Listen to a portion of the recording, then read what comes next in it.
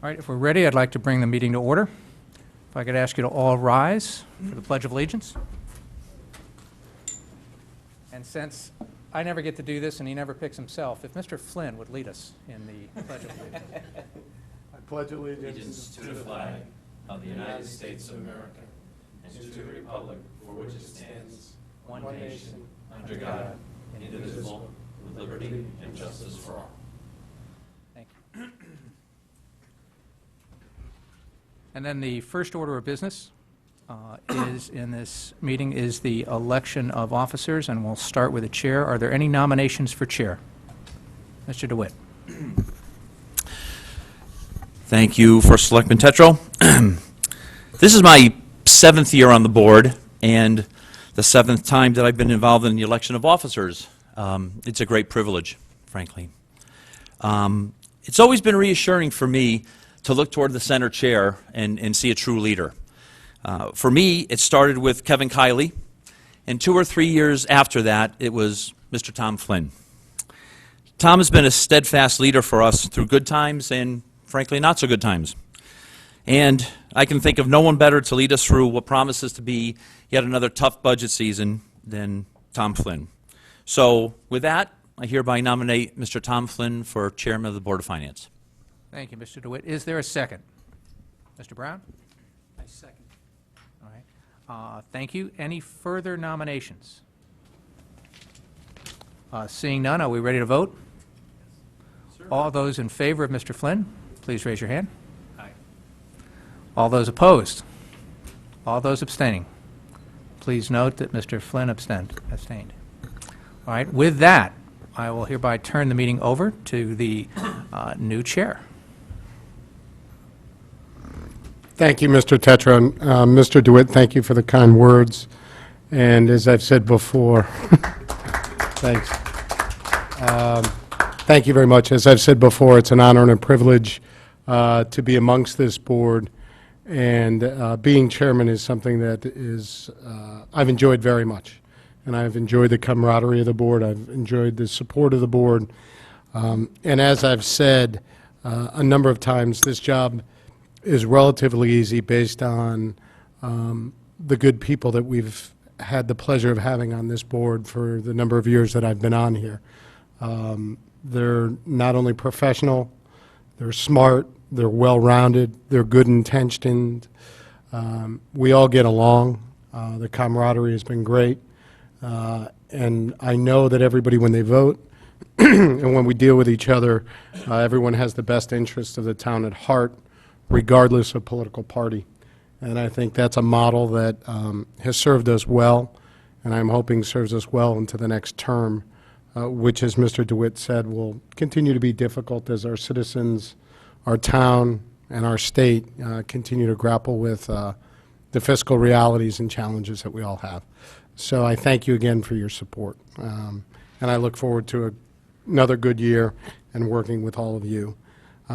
Before I turn it over for the election for vice chairman, I'd like to congratulate those members on their election victories, welcome them back to the board, and say we look forward to working with you once again. I'd also especially like to welcome Mr. Becker. Congratulations on your election. We look forward to working with you over the next 6 years. We wish you the best, and we welcome you to our board and our little community here.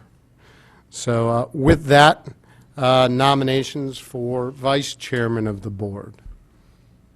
I'm going to make a nomination then of Mr. Jim Brown. I've had the pleasure of working with Jim as our secretary for the last year, and before that and during that time as members of several subcommittees. Jim is like the E.F. Hutton of the board, where he doesn't speak too much, but when he does, people listen. I'm always impressed by the quality of his questions, by his demeanor, and by how he gets to the heart of a matter. And I would look forward to working with him as vice chairman. Do I have a second to that nomination? Mr. Becker. Yeah, and I just, I would like to second that, and I'd like to say I have worked with Jim in the past. We were on a joint committee together at one time, and I really, it was a good experience, and I think he'd be a great addition in the vice chairman slot. his talents. Thank you, Mr. Becker. Do we have any other nominations for vice chairman? Seeing none, I'm going to close off nominations. All in favor of Mr. Brown as vice chairman of the board? Those opposed? Abstentions? Congratulations. Thank you very much. All right. I don't know who that was. Yeah, it was good timing, exactly. He did what? All right. Last officer for the board is the secretary's position. Do I have a nomination for the secretary's position for the board? Mr. Brown? Thank you, Mr. Chairman. I'd like to nominate Mary LeClaire for the secretary's position on the Board of Finance. Do we have a second to that nomination? Mr. Walsh? Okay, we have a second to that nomination. Any other nominations for the secretary's position? I would also like to say that Mrs. LeClaire is our longest tenured member on this board. She was elected when she was 22 years old or so. Mary is actually one of our more verbose members. No, I'm kidding. She's very quiet, but Mary has always done all the detailed work, and very impressed and very thankful for her efforts, particularly behind the scenes, and giving a lot of guidance and good counsel, and in taking copious notes and reminding people of what's happened in the past. I've had the pleasure of working with Mary as vice chairman before, and as secretary, and she's always performed those roles in a great way. With that, any other nominations for secretary for the board? Seeing none, I'm going to close off nominations. All in favor of Mary LeClaire as secretary of the board? Opposed? Abstentions? Congratulations, Mrs. LeClaire, on your election. All right. With that, item number 2 on our agenda is done. And now we go to the third items on our organizational meeting agenda, which is the approval of the 2014 schedule. I'm sure this is available to the public, and there's copies that was included in everyone's package or in their email. One correction to the schedule. It is noted on the March 29th, Saturday, the public budget comment session. It is noted at the bottom to be located at the Senior Center on Mona Terrace. We're actually going to label that as TBD, so to be determined. We've been doing it at Mona Terrace for a number of years, and the thought came up from our budget subcommittee. Number one, there was the question of whether we should have the session at all, and there was some thought that maybe we shouldn't. But number two, there was a strong opinion that maybe we should bring it to someplace more centrally located in town, should we hold it. So we're going to review a couple of other alternative spots. We'll keep Mona Terrace in play. We'll look at the History Center, the History Museum, and we'll also look at Roger Ludlow Middle School and their auditorium there as potential hosting sites for that meeting.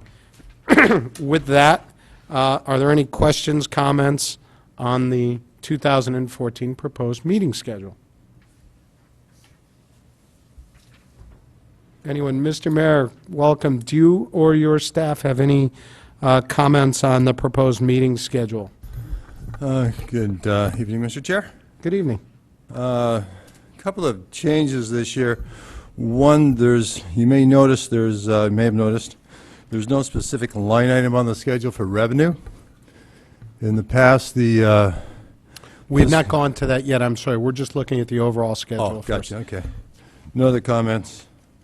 Okay. You talk about the annual schedule. Yes. No, Sorry, no we- comments on that. We don't actually approve the budget schedule tonight, the detailed budget schedule. We can look at it and refer to it if there's any questions, but I'm going to ask the budget subcommittee to get together with you and approve that schedule subsequent to this. But please, Mr. Stone.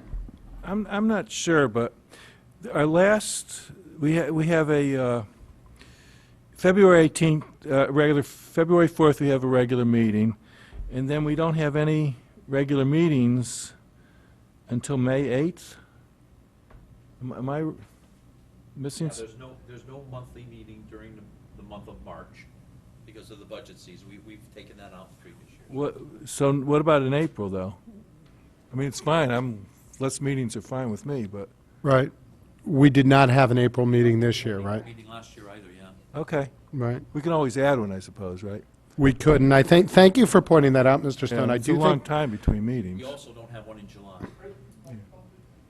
Oh, yeah, the July meeting was done away with a couple of years ago. 2 years ago, yes. And what we were finding is, as I recall with the April meeting, because the first selectmen and the town departments were still working with the RTM to get the budget approved, there was nothing that was coming before us in the April meeting that would go Yeah. to the RTM, correct?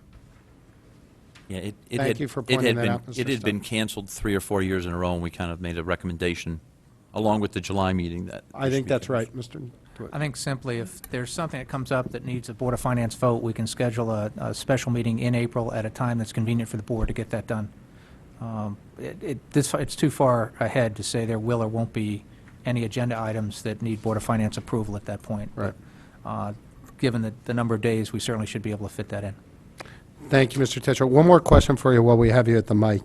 All these budget hearings are joint meetings with the Board of Selectmen, so I just want to know, your board has had the opportunity to review this meeting schedule? It's been distributed to them, Okay. but we haven't had a meeting to sit down and actually review them before that, but I haven't gotten any feedback.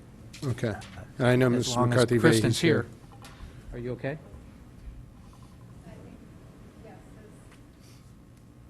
She's in The regularly scheduled meetings, No, we're just talking the budget hearings. budget hearings. Yeah, there's a couple issues for me, as I think Mr. Kiley, would you like me to come through? Please.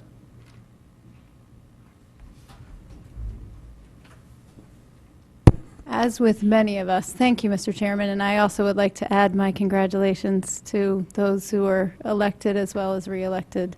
Thank So thank you for inviting me to the table.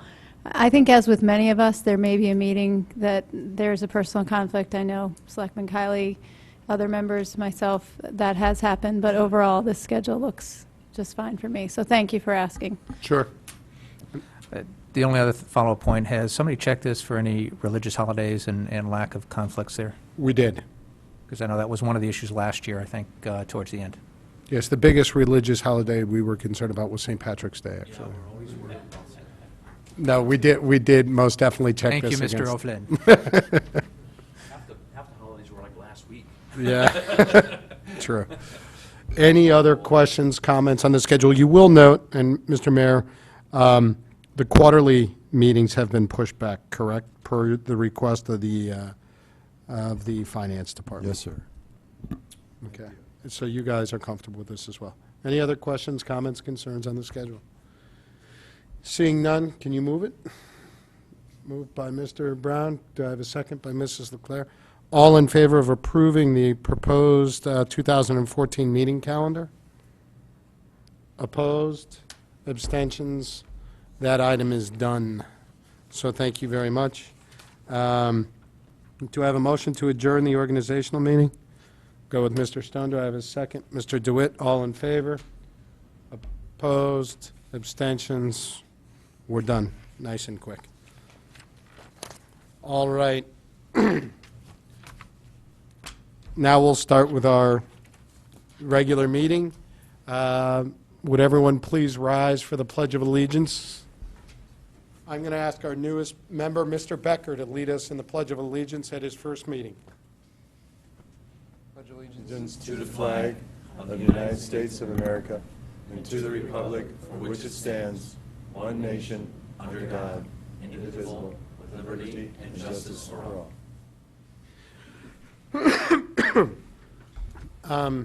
Mr. Tetro, would you like to call the Board of Selectmen into order at this point as well? Or do you want to do that after after we approve the minutes? How do you want to do that? Mr. Flynn, I think as we've done in the past, since the Board of Selectmen are technically ex officio members of this group, that we're here in that capacity, so. Yeah, sometimes we've done it, sometimes we haven't, as I recall, so I wanted to make sure. So at this point, since it's, there's nothing that we're going to vote on, so there's no reason for us to be in session or to incur the additional minutes, that type of thing. So I think if we participate as we do as ex officio members, we can certainly listen to the reports that come before this. Sure, then I'd like to invite you and Mrs. McCarthy-Vey to sit up at the table with us. Thank you. Be happy to do that.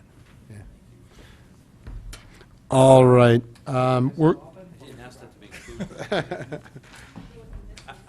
There you go. You can you just grab those away? Thank you. All right, the first item, our agenda is relatively light tonight, though important. The first item, we have a couple of minutes to approve. The second item is the meat of the agenda, which is the, to hear a report on the rating agency criteria change presented by Mr. Spurndle of Phoenix Advisors. Thank you for coming tonight. And the third item is a $5,000 transfer of funds, and then any other business to come before the board. Do I have any questions, comments, or concerns on the agenda this evening? Seeing none, the first item is to approve the minutes of the quarterly meeting of the Board of Finance from October 29th, 2013, and the regular meeting of the Board of Finance from November 6th, 2013. Mr. Becker, you should probably abstain from these two since you weren't on the board. Going to. Any questions, comments, concerns on the minutes of these two meetings? Seeing none, I'm going to call this for a vote. All in favor of approving the minutes of these two meetings? Those opposed? Abstentions? Those meetings are approved. Thank you. All right. Item number 2 is to hear the rating agency criteria change presentation from Mr. Spurndle of Phoenix Advisors. Welcome. Thank you for being here this evening. Thank you, Mr. Chairman, and members of the board, and congratulations on everybody, on the other officers. See some familiar faces here, as we've done in the past, and I'm happy to be here. So, Mr. Chairman, to your point, you know, what I had planned on discussing, and I think Caitlin had sent around some information, or perhaps not, perhaps that's coming around right now. There's a few things we want to talk about. One is in the last few years, with all that's gone on in the rating agency market and the financial markets overall, there actually has been some changes to the way rating agencies look at municipalities, at issuers. Obviously, with what's gone on since 2008, they've been put under a microscope, anything related to debt or bonds, municipal government, all those items have sort of been looked at as they hadn't been in the past. So to that end, a few years back, we may recall Moody's and Fitch recalibrated their ratings to give some better comparability from a municipal bond to a corporate bond. That happened, that's over with. And the most recent change has been Standard & Poor's has rolled out a new methodology which has just gone into effect in the last, I don't know, month and a half or so.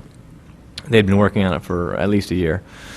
And really, what they've indicated to us, and we've been sort of a part of the process, gone to a lot of the meetings when they were developing the new methodology, but effectively what it does is improve transparency. It sort of removes the cover, removes the veil from what goes into the determination of a rating. We had known in the past that it was primarily driven by your financial performance, debt management, overall management, and demographics. I mean, those are really the 4 basic things. That has not changed at all. Those are still the fundamental drivers of a rating. Your ability and willingness to pay back the bonds that you issue.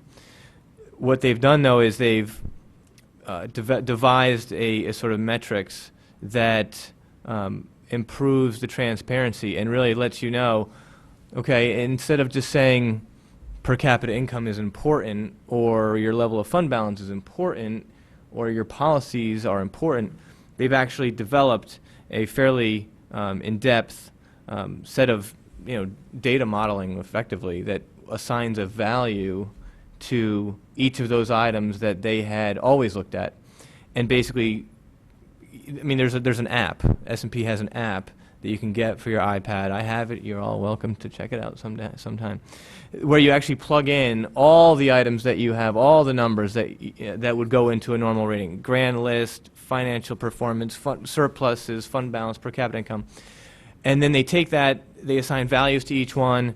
They then have some overriding factors relative to certain sort of things that might be outside of the normal, outside of the certain standard deviations away from the means, to either drive up or drive down your rating or put caps on your rating, those types of things.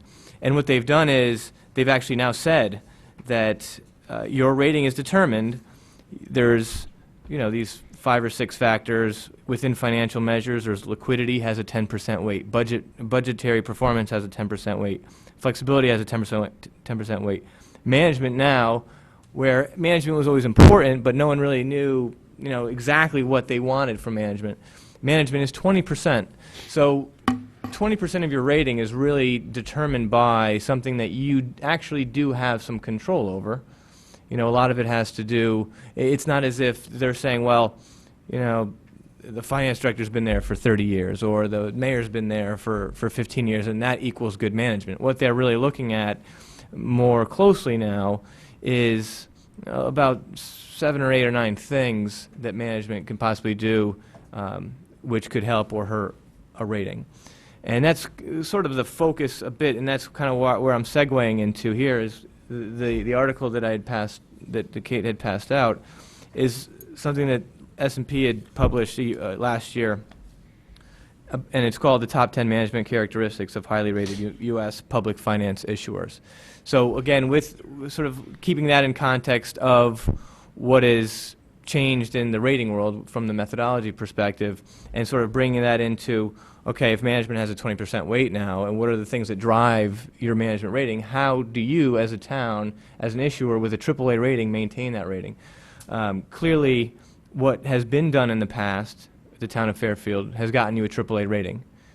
Where you are now, I mean, we had a call with S&P this morning. This is probably the most timely meeting ever as far as that goes, that it just happens to be the same day we had an S&P rating.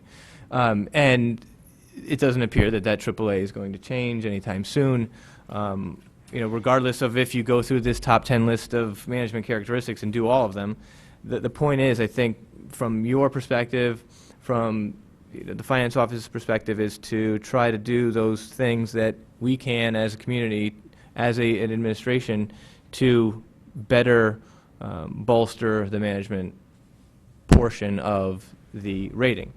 So with that being said, I'd like to turn your attention to this article if you're not already looking at it, and just sort of outline some things. Any questions that you have on the methodology change, on anything, just feel free to jump in. But I thought I might just go over this sort of as a summary basis, hitting each point, just highlighting a couple of the items.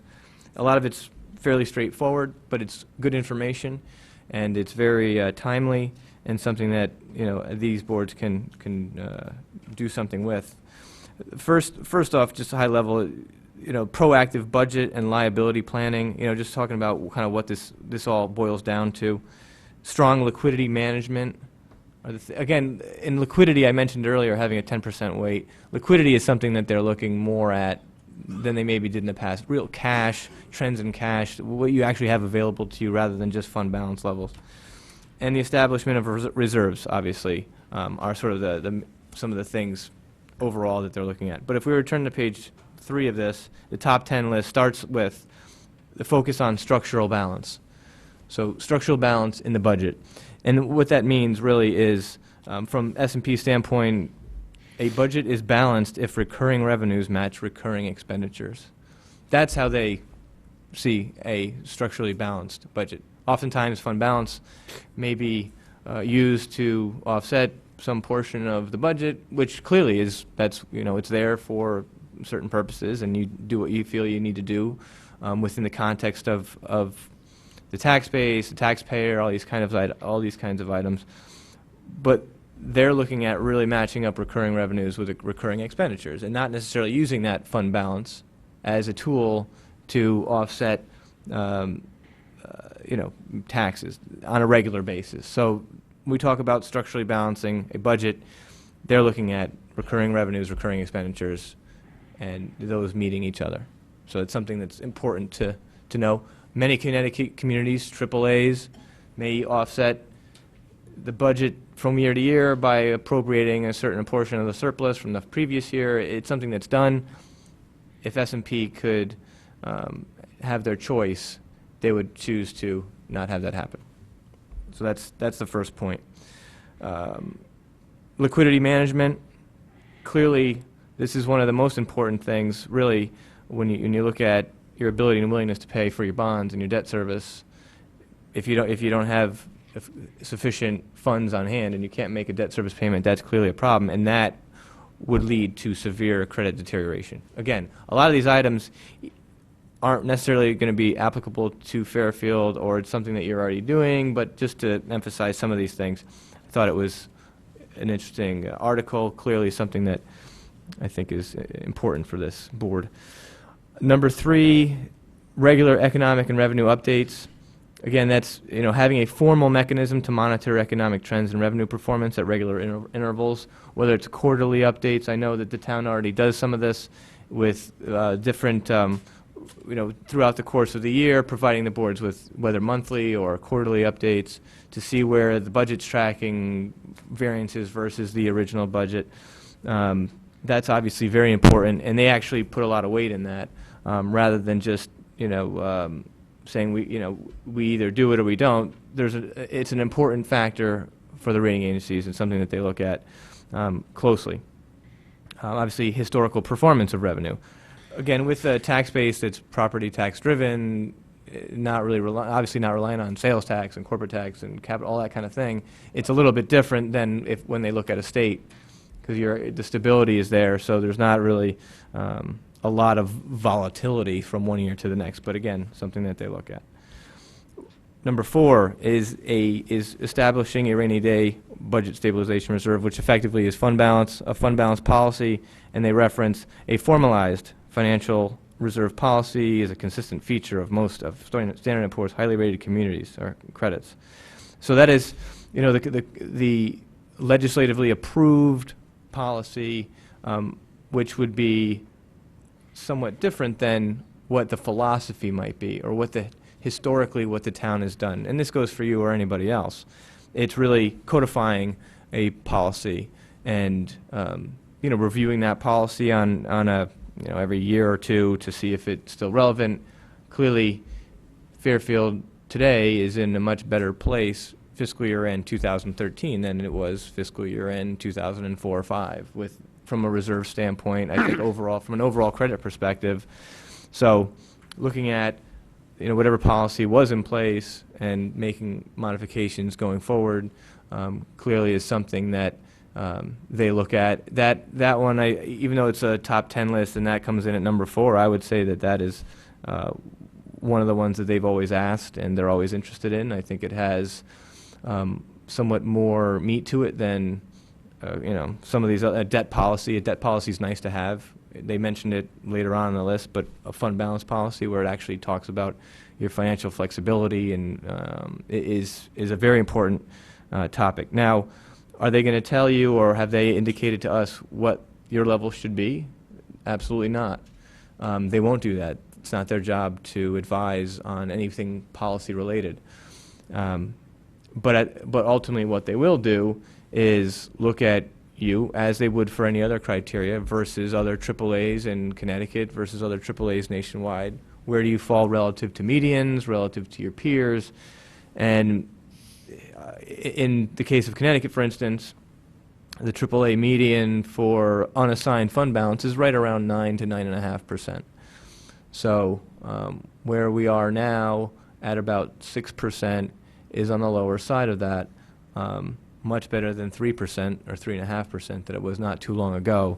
So clearly moves in the right direction.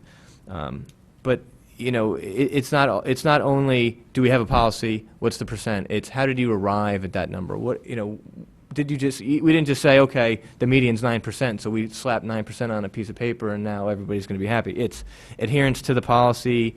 It's if you're not at the level of your policy, or for some reason you drop below your percentage, how do you replenish that? What are the steps that would be taken, and what is written into the policy to do that? So those are the types of things that they look at. And it actually says in here, no one level or type of reserve is considered optimal from Standard & Poor's perspective. So whether it's Standard & Poor's, Moody's, or Fitch, no one's going to tell you what percentage they want to see. Of course, if it fits into their little box and you're at the median, then that's a good thing as far as from their perspective. But there are always going to be some that are above it. There are always going to be some that are below it, and it depends on the stability of the revenues, on the historical performance, and those types of things that are also very important. What things that might get put into that? Talk about cash flow and operating requirements, volatility of revenues.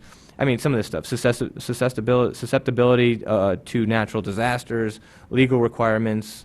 Is it a legal requirement or is it an informal policy? Clearly, they prefer the legal requirement because as an administration changes, they have faith that that's not going to change the overall philosophy of the town from a financial perspective.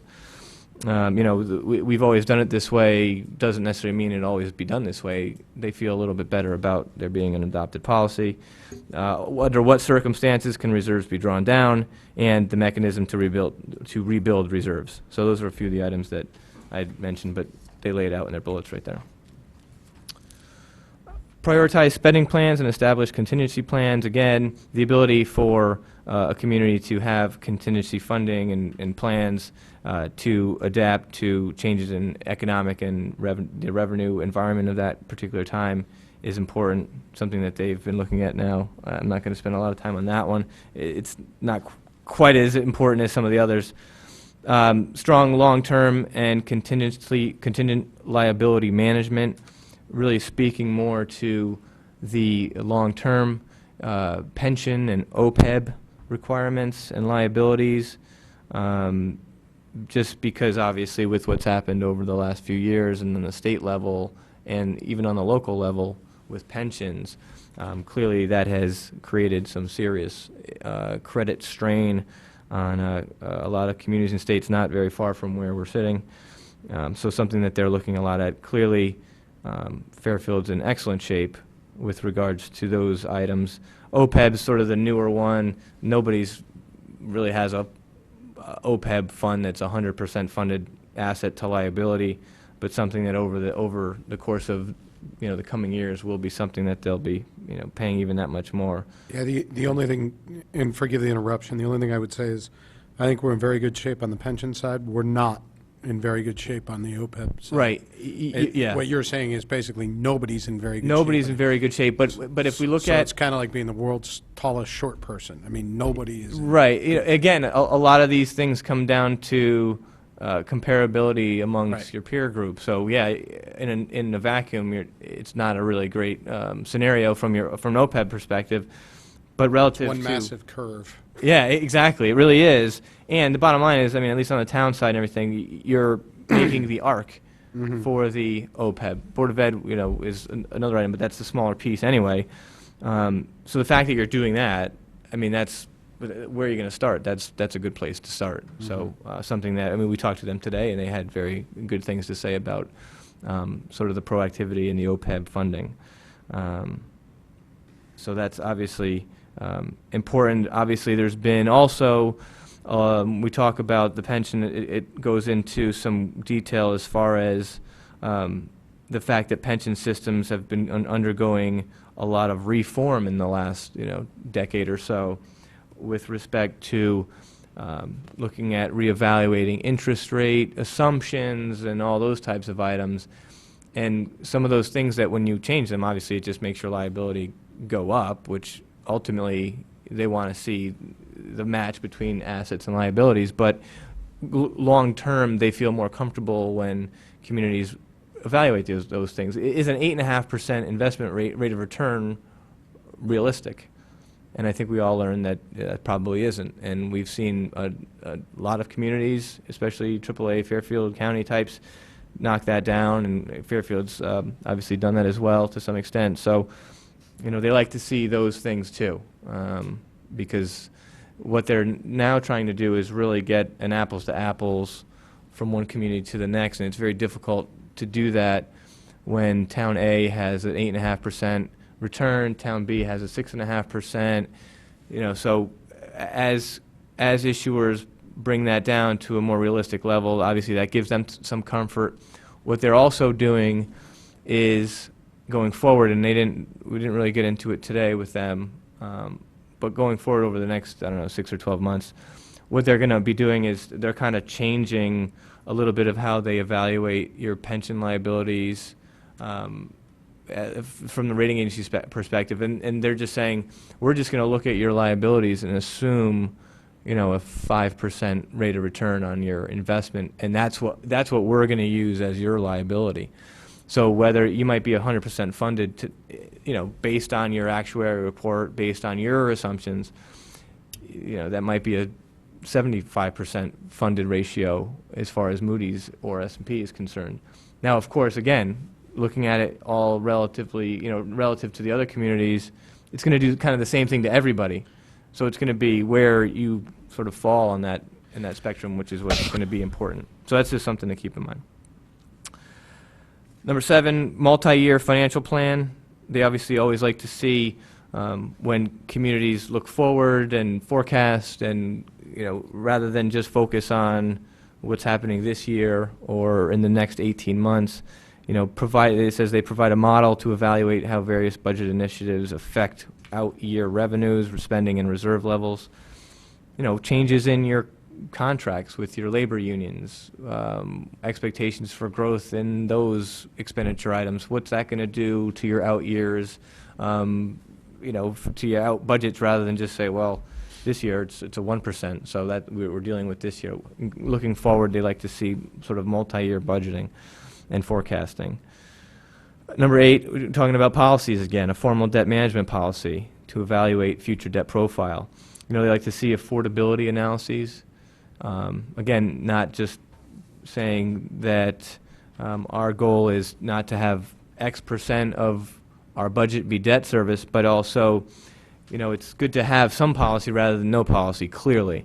But the incremental gain beyond that, from their perspective, is, talking about exposure. If you have variable rate debt, swaps, contingent liabilities, if and when refunding bonds are allowed, if you have certain goals with respect to amortization of those bond issues, pick a ratio, any ratio. You could talk about debt per capita. You could talk about debt to grand list. A lot of those I don't think have as much meaning as debt service to budget, because that's sort of something you can really feel, rather than the fact that your debt is at 1.7% of your grand list. That's not quite as meaningful, but they like to see thought put into these items and where they are relative to obviously other communities. Number 9, using a pay-as-you-go financing strategy as part of the operating and capital budget. They consider pay-as-you-go financing to be a sound financing policy. It helps to keep your debt service costs somewhat lower, obviously because you're not bonding, and operating budget flexibility when the economy or revenue growth slows. Again, not relying 100% on bonding for every capital project that you do is something that they like to see, some kind of a mix in there. It just shows some commitment to saving for what you're going to be spending, rather than just borrowing for everything. Again, this is in the context of all issuers, not specific to the town of Fairfield, but just good information to have. And lastly, a well-defined and coordinated economic development policy, which they basically say, maybe they're just looking for a number 10 here, but they put in this one, talking about how it affects future revenue generating capacity, whatever incentives, how do you create employment. I mean, Fairfield's been fairly lucky, I would think, over the years with attracting development and a fairly robust local economy. But is there an actual plan? Is there an actual strategy in place? Whether it be incentives or tax abatements, things like that clearly don't have a positive effect on the budget today, but if they add to employment going forward and tax base going forward, it's something that they like to see. So that rounds out the top 10 management characteristics of highly rated U.S. public finance issuers. Boiling it back down to Town of Fairfield, again, with a AAA rating, with having the refunding bond issue ready to go, set up for next Tuesday. We should have a new rating from S&P by Thursday. We went through a lot of this today with them. Again, the town's in very good shape. It's just a matter of, perhaps enhancing some of those management qualities.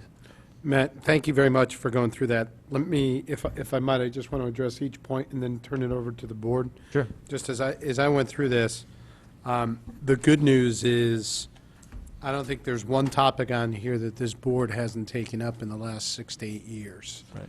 And I'd give us, working with the various administrations and things, we've made headway on each of these, though there's some work to do in some of them. So going through them, the focus on the structural balance, a number of years ago, we did away with utilization of any reserve to balance the budget. So the budget is now balanced based on current year revenues and current year expenses. And in fact, we started adding to our fund, our general fund. We started trying to add to our internal service fund to the extent that we could control it, and we started to add back to our pension funds.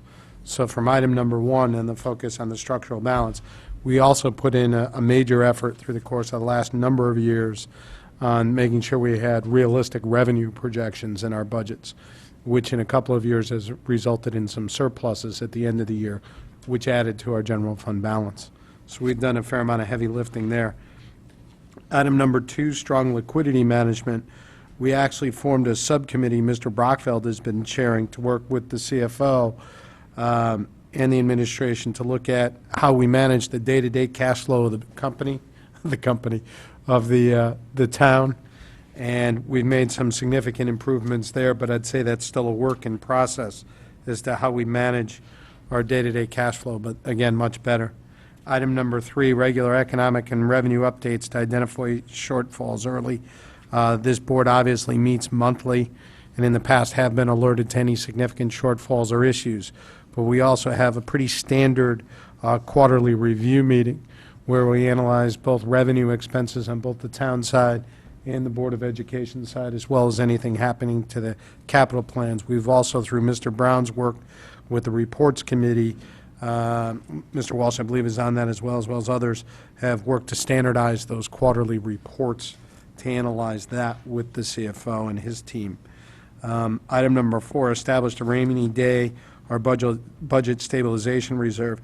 This was an area that we got dinged on a few years ago by the credit rating agencies as an area of concern, and you alluded to it. We were as low as, I think, 4%, 3%, 3 to 4%. Yeah, I rounded to 4. We were at about 3.5 or 4% of our budget. Now we're up to close to 6%. Maybe we're just at 6% now, and we continued to start adding to that fund several years ago. They were taking away from it for a period of years to balance the budget. Then actually, even during the economic tough times, we've actually been adding to that reserve fund and improving the general reserve balance. And as I alluded to before, we're also looking at the internal service fund. So this means we have to continue to do this. We've also established a committee which Mr. Walsh chairs to review a fund balance policy. And I know that committee's hard at work on that, and that's one of the reasons we're having this presentation tonight. And I know there's been a fair amount of information exchanged between the committee and yourself related to other fund balance policies that you've seen or what's being talked about at other municipalities. So obviously, this is something we look forward to that committee moving forward on and coming back with a recommendation that we can share with other town bodies and the administration, obviously. Item number 5, prioritizing spending plans and establish contingency plans for operating budgets. Well, number 1, again, we stopped using reserves. Number 2, we fund our contingency accounts. Number 3, we started a capital planning workshop to establish spending plans and understand what we want to do on an annual basis. We also obviously look in granular level detail at the annual operating expense budget and review that on a quarterly basis.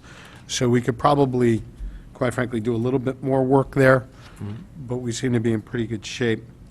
Item number 6, the strong long-term and contingency liability management. This board, over the last number of years, has started to refund the pension plan where we were down. We established, working with the administration, the OPEB trust funds and started fully funding the ARC on the OPEB trust funds. We also started funding, or more funding, into the internal service fund. We also started more funding into the general fund. And we've made a commitment to fund the ARC on the pension plans. We also asked for a study to be done on the pension plan assumptions. That study was completed, resulted in a lowering of the rate of return on the pension plan assumptions, and then we're fully funding that. So we spent a fair amount of time and effort on this item over the past number of years. We have not made as big an inroads as we wanted on the internal service fund, largely due to some experience issues that I think we had in both workers' comp, as I recall, and medical insurance, correct? But we're making some headway there, particularly on the town side. We got hit pretty hard, as you might recall, on the Board of Ed side on the medical funds, right? So there's the long term, and we'll continue to do that. Number 7, a multi-year financial plan in place that considers the affordability of actions or plans before they are part of the annual budget. Well, A, we did start the capital planning workshop. B, we did start speaking of these items, particularly the long-term items, but I'd give us an incomplete in this area. I think we do have some work to do on a look-forward operating plan. To be quite candid, there's some concerns about that being when you put together a look-forward operating plan, you might tip your hands as to what you're willing to go for your largest single expenditure, which is your union contracts. So there's always a gray area there as to you don't want to give away any negotiating positions or what the town might be or what the administration might be willing to settle for. But this is an area that has been a particular frustration, I think, for several of us, including myself. I think this just reiterates we got to find a way to put it together as best we can. Yeah, I think, Mr. Chair, you and I had talked earlier this fall on doing that, and I've been talking with the CFO, and we're committed to find a way to both put that together. And, we certainly got a number of the pieces in place in terms of looking at the drivers and seeing what puts those together, and looking at each of those across a multi-year format. However, I agree with you, we want to put together the whole plan so we have that in place. Thank you, Mr. First Selectman. Item number 8 is a formal debt management policy in place to evaluate the debt profile. Now, this is something, again, we started a number of years ago, capital planning workshop, the waterfall schedule, which actually shows what we're signing up for in our debt service payments on an annual basis going forward each time we look at a new item or a new capital project. We've also, and I want to say we've informally adopted this. I don't know that we formally have, and maybe we should, that we want to stay below the 10% of the operating budget as our estimated debt service schedule. Now, I want to be very clear, that's the high end, right? We'd love to be, and I think Mr. Walsh pointed this out last budget cycle or at the capital planning thing, we'd always like to be below that and see that come down over time, particularly when interest rates are not beneficial to us. They are right now beneficial to us, but in the future. So we have somewhat adopted the 10% as kind of our guidepost, but I don't know that we've done that formally, and maybe we ought to consider that. Yeah, we've talked about it for so long, and it's been part of our Discussion. discussion/policy, because we've certainly critiqued budgets along those lines. We certainly look at our capital plan in terms of keeping it down, and we certainly measure our debt service on our capital plan versus that. Right. But if you said, can you pull out the one piece of paper that has it, I'm not sure I could put my hands on that. Right. I think the other point that you want to add to this discussion, it was a couple years back that we adopted a bonding policy, Yep. or updated our bonding policy to be more complete. I think Mr. Kiley actually did a lot of the work on pulling that together, and I think this board reviewed that, and I believe that's still in place. And that Formally adopted. coupled with the kind of the waterfall and the multi-year capital plan, kind of puts all that together in a comprehensive look at our borrowing needs. Thank you. I completely agree, and I actually had that item under number 9, which is the pay-as-you-go financing strategy as part of the operating and capital budget. well, we're not pay-as-you-go. We have the waterfall schedule, and we also look at our capital policy. So we make sure that when we go to bond something, it fits under the capital policy. So in effect, we are not bonding operating expenditures of the town, which I think, Mr. Sprindle, that's a big problem, right? Yeah, you don't want to do that. Right. Yeah, And that's that's something, but a lot of towns have done that. And They have, the ones that have really issued debt for real operating type of items, cash flow. Right. Those, you have to go quite a ways down the rating spectrum to pick up those, so we don't want to even bring that into the Right. conversation. in fact, you might have to go to the state level to see that. Yeah, you go state, that'd be a What? good place to start. Yeah, and the other item here, and the biggest, one of the biggest points on this one, or an example of this, where we actually pulled something out of capital and put it in operating, would be our paving allowance, where we actually were uncomfortable as to whether that was general maintenance or that was capital. Yeah. And we actually moved it into operating, which is the more conservative of the way. And that's always the one that probably comes to the top of the list first, because it's a capital item, but you do it every year. So is it an operating, is it cap? And of course, is it something that a rating agency is going to say, wow, you're bonding 500,000 for roads? You know, we have a problem with that. They're not really going to get into that granular level on a project by project basis, but when we tell them that, you know, it's built in, or if it comes up in conversation, it's obviously just a credit positive because it's more conservative, obviously, Right. going forward. Yeah, I think, Right. Mr. Chair, along the same lines, we adopted the same approach with technology to make Yep. sure that we weren't bonding technology components any further, and I think that was a few years back, and that was a formal policy as part of that. So I think that we've taken several steps in that regard. Okay, thank you, you're right. And then the last item is the economic development strategy, which is clearly under the administration, but I would ask, given that it's starting to be looked at here, and I know it's not as big here because of the reliance on property taxes, but I think it'd probably be good for our board to get a better understanding of what, if there is a policy. I think, with my colleagues' indulgence, I'd love to see a brief presentation on what that policy might be at some future date. Yeah, I'll get together with our economic policy director and look at that. I think I should point out that Mr. Barnhart has only recently gotten back to doing his job full-time and has made some major strides in doing that. This is one. There are a number of areas that he has made significant gains on in the past year, but certainly this is one I think that we have started on, but certainly can do a better job. I'd be happy to present that to this board when we're ready on that. Great, I think January 7th is open. No, I'm kidding. He's got a whole month. So when I look at this, right, I look at 4 follow-up items for us. I look at, number 1, the fund balance policy and what that needs to be. You've highlighted that as something we should focus on. Number 2, the 5-year plan and how we can go about satisfying that request. I think that'd help not only the bond rating agencies, but a lot of members of our board feel better. Number 3, do we need to formalize that 10% of debt as a percentage of the budget? You know, we've been doing it anyway. Do we need to put something in place? And number 4, just a better understanding of our economic development plans and cycle. Those are the things that I get. Thank you for my board members' indulgence, and I'll turn it over for any additional comments, questions. Mr. DeWitt. Thank you for the review. This is very good. Just quick question. Mechanically, is there a questionnaire they send out to us, or do they just kind of interview the CFO and say, hey, do you have a Yeah, plan in place, or? It depends on the rating agency.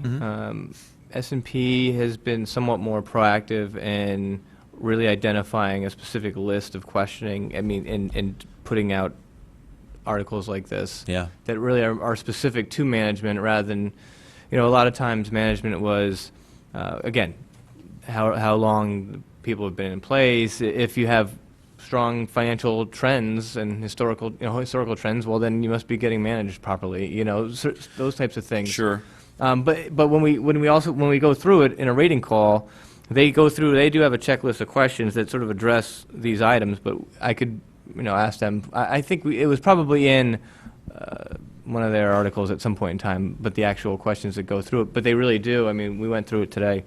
They ask questions just basically based on all these items, whether it's liquidity, policies, formal adoption of policies, Sure. monitoring, quarterly reporting and stuff like that to boards and stuff. So yes. Okay.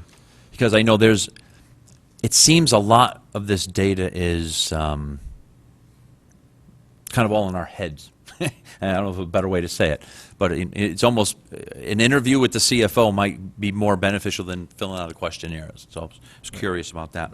I love number 7. It's number 7, that multi-year financial plan. But the chairman brings up a good point. So if we start doing a multi-year, look ahead 3, 4, 5 years, and things in there are included, like we expect a certain union to grow X number %, right? Is it possible to have a document, maybe this is a question for the first selectman, that we would hold, I wouldn't call it secret, but, limited distribution just for our own planning purposes? It's my understanding the answer is no. So that multi-year plan may have to be restricted to certain, right, okay. Okay, And it's important too, this is their list of things that they'd like to see. sure. You have to also take what is down on the paper and kind of pull it into the context Right. of your own situation and, Yeah. and how you don't want to just do something to make them happy and then all of a sudden it hurts the town here or Right. so Oh, you no, I have to think this always is a keep great that in idea. context. Like I said, we've had this discussion a lot of times, Yeah. exactly number 7. I think there's no question as to the need for that. I think the issue is format and how to do it, and that's why that we'd already initiated those conversations with Mr. Flynn earlier. Yeah. And we'll find a way around that. That sounds great. One other thing, I think this would really be good for the RTM to hear this exact same discussion, because when we talk about contingencies and other pension issues like that, there are issues in here. It specifically said one thing about elected officials elected official will ultimately be responsible for the decisions. Well, there are a lot of decisions that the RTM as an elected official have more power than we do in contract negotiations and those kind of things. And frankly, we can vote a contingency budget in that we think is compliant, and it can be overruled. Right. So if you're available, and it is something I think the first selectman would sponsor, I think the RTM should have this same discussion. We will certainly bring it up to the RTM. It's at their discretion as to whether they What choose they to wanna hear. have that session, but Got it. certainly think it would be beneficial. I think Mr. Flynn and I have tried on multiple years to sit down with the RTM and have a presentation jointly on kind of the municipal budgeting process Yeah. and bonding in particular. We haven't been able to schedule that over the last few years. Yeah. Well, now that we got a lady in charge, maybe she'll take a more proactive stance there. But no, thank you again. Very good, very good. I appreciate it. Anybody else? Any other questions, comments, concerns? We'll go to Mr. Walsh. Hey, Matt. Thanks for the presentation. I thought it was great. And as a little background, our committee is the committee that we have regarding the fund balance obviously is very involved in number 4, and it's the reason you're here. It's our conversation that we had, which we probably should have brought you into our committee a little earlier, because we were well down the road on doing some things, and until you and I had that conversation telling me about how Standard & Poor's was changing their entire system on how they rate the town. And one of the big things was on the fact that they wanted, under the management, the 20% that you were talking about, that they wanted to see a formalized financial reserve policy. So it was timely that this body had set up this committee. It was also timely, I guess, that this information came out from Standard & Poor's. And I think going forward, I know the good thing is that the 3 members of our committee are still here. So we have a depth of knowledge to continue the work that we're doing, but I think what we're going to do is bring Matt in to get a little bit more involved in that policy, because as Matt and I discussed, he's going to have to talk about that policy to the rating agencies, because basically you're the voice of the town to these credit agencies. To an extent, Yeah. ultimately, the town, the rating agencies always like to hear directly from the town itself. Yeah, I think that, just to clarify, I believe that's the administration and the CFO in particular that are the voice to the rating agencies. Yeah, we're sort of the intermediary. We set everything up. We make sure that they have everything they need. We are involved every step of the way. But when it comes down to the rating call itself, we're there. We guide it. We make sure that we hit what we want to hit, and that everybody's on the same page. But ultimately, it is really the presentation of the administration, and that would be Mike and Bob, for the most part. I'm there though. Now, see, what I hear in that is, what Mr. Tetral told me is if they keep the AAA, it's his call. If they lose it, it's your call. Perfect. Of course. Yeah, it's one way to look at it, I guess. No problem. But we're going to have to, even some of the bullet points that they make here in regards to this, we have to pay specific attention to. One of them is susceptibility to natural disaster events, and we have to recognize that we're a coastal town. And is 8% or 9% for a coastal town enough, based on another Storm Sandy hitting us? We're also, challenged by winter events, by some of the blizzards that we've seen recently. And I think this board's going to have further conversations in regards to Storm Sandy, not only about what the FEMA reimbursement is, but to some extent, Storm Sandy became a profit center for the town because of some reimbursements we have received for the use of our equipment and things like that. That reimbursement of those items, I think this board's going to have to talk about putting into a reserve fund, because I got a feeling that the chief's going to come to us and say, I need a new fire truck earlier because of Storm Sandy and some of the uses of our equipment during some of these storms. The question is going to become, if we were reimbursed by FEMA for some of the use of our equipment, should we reserve some of those funds? Should we have a reserve so that when we need to get police vehicles and other equipment earlier because we used it, that we have a fund to do that earlier? Or do we just take it as a one-time profit for the year that helps revenues? So, but we're going to have to take a look at some of these items, and we have talked about some of them, and in some of the documentation that we've received, you continually see this susceptibility to natural disaster events.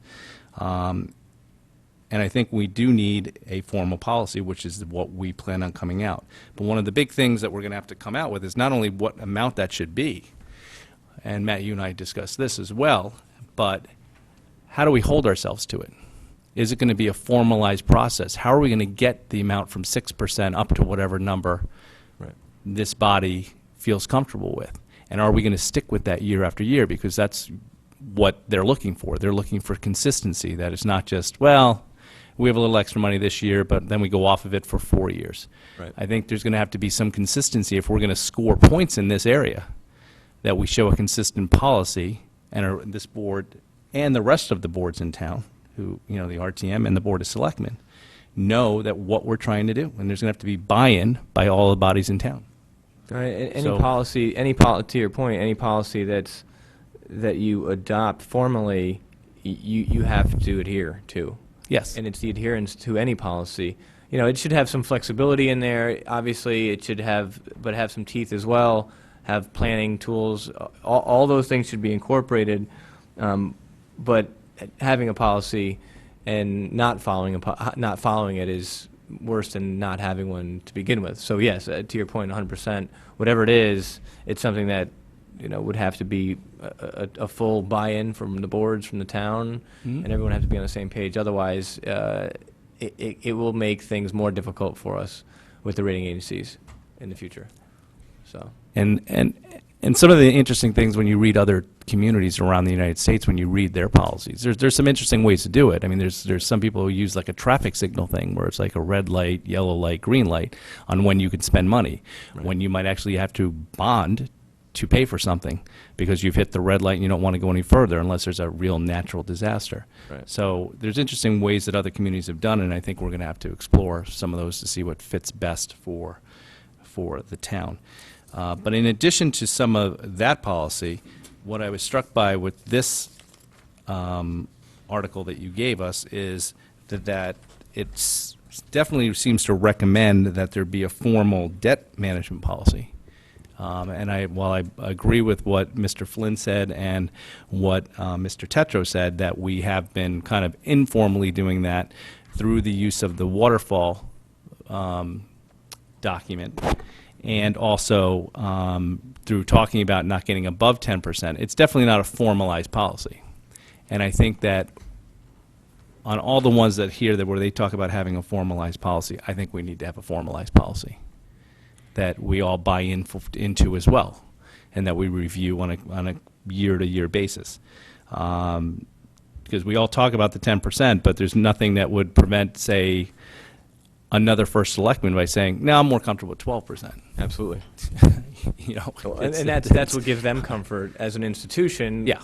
It's Fairfield as an institution rather than the person who's sitting in the chair at that time and what their own philosophy might be. And so that's why they do put a lot more weight into an actual adoption of a policy rather than just a philosophy that might be in a book, be in the budget. Clearly, that has much more weight. When they lay it out right here, I mean, it's formal adoption is the key. Just to clarify, I would point out that the current process we follow really makes any move past that an informed decision. That's not going to just happen. In the past, Mr. Walsh, I think perhaps that could happen. You were correct in looking at that. But when you look at what we've put in place now, and look at what we've done through the last 3-4 major capital projects that have come through, we actually, for Riverfield, for Ludlow, made adjustments in our capital plan to make sure that we stayed within the guidelines of our current capital plan and annual debt service amounts. So you're right in the sense that it can be adjusted. The practical side is every single board sees the capital plan, the waterfall chart, sees what the impact is on the interest rate, and has a chance to sit and review that project versus what it's doing to our annual debt service. So that would not get up over 10% or, in fact, increase at all without a very informed vote of the Board of Selectmen, Board of Finance, and the RTM. Because our practice now is to bring the waterfall chart along with those. And again, I'll point out that last spring, we saw as the Ludlow project was changed, consolidated, and reformed by the Board of Ed, we then proceeded to move other projects in the timeline out in order to keep the overall annual debt payments in the range of the original capital plan. And I'm not saying that none of that has happened. Matter of fact, I've agreed that it has happened. And what I did say was that another first selectman could do it, not you, because you've shown that you've adhered to it. Yeah, my point was what that- I'm saying is that this says a formal, and I'm not sure whether what we have is a formal policy. There's nothing written down. There's nothing that the credit agencies, other than you having to explain, like, oh, let me send you our waterfall stuff and show you the documents I showed to other town bodies.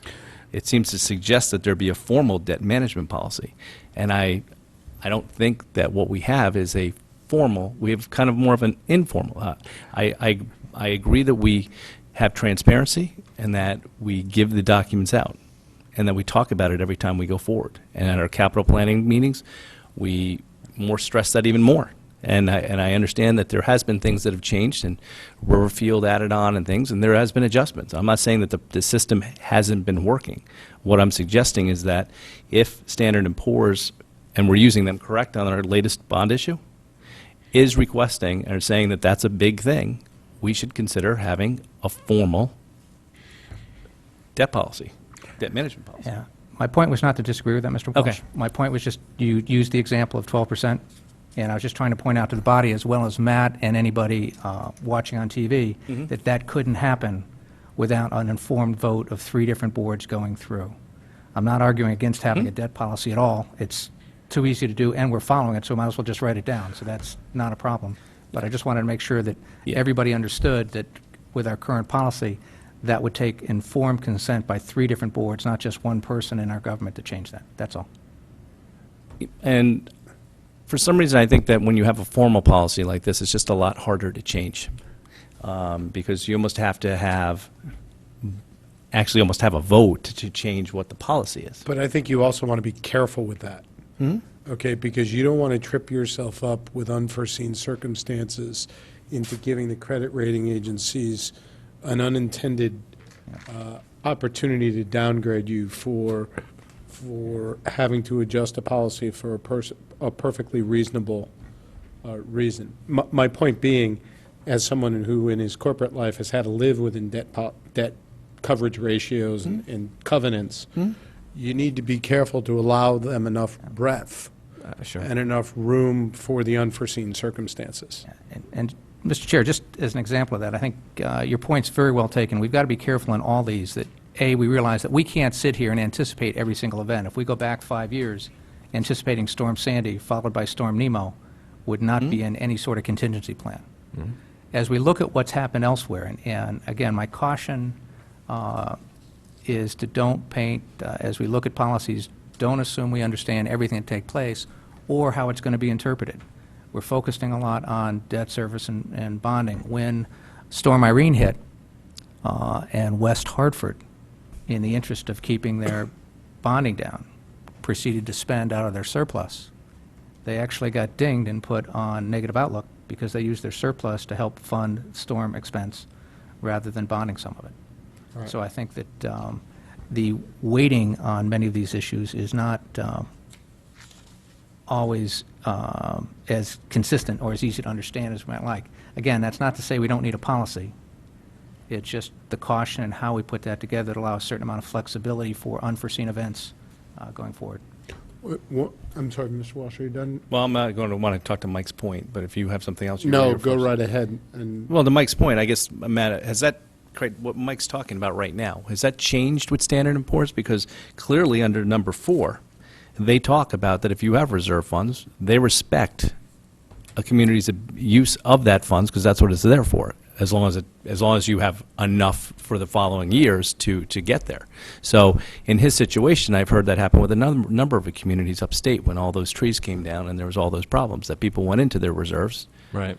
touched them. Well, again, if you're going to look at in isolation, whether you have a policy and adhere to it, or you have $10 million in fund balance one day and you have $6 million the next day, what's more important from their perspective? And clearly, your level of fund balance is going to take precedent over whether or not the policy was adhered to or not, or you have one or you don't. So clearly, within the context of the management 20%, these are the things that are important. Of course, the financial measures make up 30%. So there's always been and always will be more weighting in probably the actual numbers. What's the performance? But sort of as an add-on or as something that gives them more comfort level going forward, obviously that's where the policies come into play. That's where they know, well, if there's a change in administration or a change in the boards, or there's a radical move from one side to the other, that they know that the town, it's going to be more difficult to make a change, from, a philosophy where it was always, X percent to now there's a different, a whole different perspective coming from the town. So that policy will keep them somewhat more, in check to what they, as an institution, are comfortable with. So clearly, the use of fund balance is, again, that's it's sort of we go around in a circle sometimes because we say, okay, you have this fund balance. What's it for? It's for rainy day. Things happen. You have a storm. You need to use some of it sometimes. So to downgrade based on the use of a fund balance that you've built up over time for these certain events, they try not to do that too much. They got a negative outlook. They didn't get downgraded, but it really depends on. I don't know what their plan was to replenish that fund balance. You can use a big chunk, but what's the plan to replenish that, to give them comfort that it's going to come back to where they're more comfortable at that level? So in a situation like that, if you maybe, as a town, then created something where you said, we're going to try to replenish it and came up with a policy on how we're going to get there, that might be... This happened in Wilton, I don't know, I would say 10 years ago. Yeah, but there's one, look, the credit rating agencies are evaluating you based on your debt level, right? And they're obviously, in here, they talk about pay-as-you-go. Right. Hey, if you have no debt and you pay-as-you-go for everything, you're going to have a 100% credit score and you're good. You just can't use it. It's like the car in the garage that you bought and you look at all the time, Right. right? Yeah. It is a lever for managing the government because there's only three places you can go to get money. The debt market, your reserve account if you're lucky enough to have one, or the taxpayers. Right. So basically, if you hem yourself in so much with the debt policy, you hem yourself in so much with the reserve policy, you're basically saying the third person that's not represented in that is the taxpayer, and they're the ones who are going to take it on the chin right away. Right. Because what they're going to say to you is, we're giving you a negative outlook. You just had to use $20 million because you got hit by the storm. Go and tax your citizens this year to replenish that 20, and we're all good, Right. right? That's the problem with that scenario. Well, that's why it all has to be taken in context of what works for you as a town And what's affordable. and what's affordable. Absolutely. The affordability, which is somewhere else in here, right? Right. Yep. Mr. Walsh, did you have, I'm sorry, I want to make sure Mr. Walsh. Just the last one, I guess, would be the, when we were talking about, well, it was kind of when we were talking about the pay-as-you-go system, the paving. Do we get, like, bonus points for the fact that we pay the paving as we go? Or, is that a question that gets asked? Because it seems to me like, there's communities that do it both ways, and we've been trying to, there's people who tried to sell us on the bonding way. Right. And say there's other communities that do it, and they bond every year, even though, here we're supposed to basically pave all our roads within 15 years. So Right. after the end of the 15 years, you have 15 bonds, and you're basically paying for your paving with interest. Right. So the question becomes, is that a question that comes up during your, or is this like something you get scored on, that, okay, they do paving as pay-as-you-go, so this is, a plus for them by 2 points or something else? Yeah, we're getting pretty granular when we talk about whether paving impacts or doesn't impact a rating.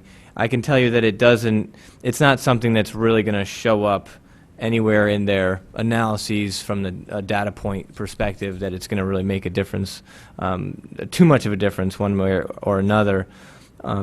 By communicating to them that it is in the ongoing operating budget rather than the paving, rather than bonding, it just shows a little bit more conservatism and fiscal prudence, you might say.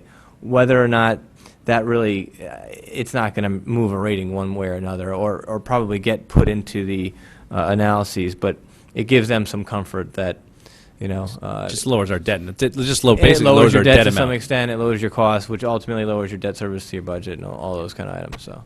Just to provide a little more background on that, based on kind of some emails that flew back and forth among the first selectmen here in the surrounding communities, it's probably about 25% or less of the communities that only fund paving through the operating budget. Probably about half, it's a mix, operating and bonding, and I'd say probably 25% that it's all bonding. So it's, on one hand, it's all over the block, but we're certainly one of the more conservative in terms of approaching it just through the operating budget. Yeah. I think it's hard to, once you've started it, once you have gone down that road, and you start doing that every year, the bonding, it's like getting the needle in the vein. Once you get the drug, it's done. You're addicted to it, because it's just hard to find that number in your budget. To all of a sudden change that all around, and now all of a sudden, like, oh, you know what? We went through that. 'Cause- I know, yeah, we did. because Yeah. during that period, you're double paying. You're Yeah. continuing to pay for the bonding amount, while in fact you're moving it to the operating budget. So that is the challenge. The last question is in regards to this whole formal and well-defined, as they say, coordinated economic development strategy. Now, I thought that was going to be, when I first read that, I'm like, wow, they're going to ask Mark Barnhart to prepare some type of policy. It seems more directed to communities that are using tax dollars to try to attract business. Right. To say, we're Right. going to, you don't have to pay taxes here for 10 years. Yeah, incentives, If abatements. GE, you expand in our community and take over, hopefully, 1 million square feet down at the Metro Center. But we don't seem to have ever offered that, and I don't know whether it's really, I don't know where we go with that strategy, but they seem to want something in writing. Yeah. So, And again, if I might, to me, that's one side of, or one type of carrot you offer.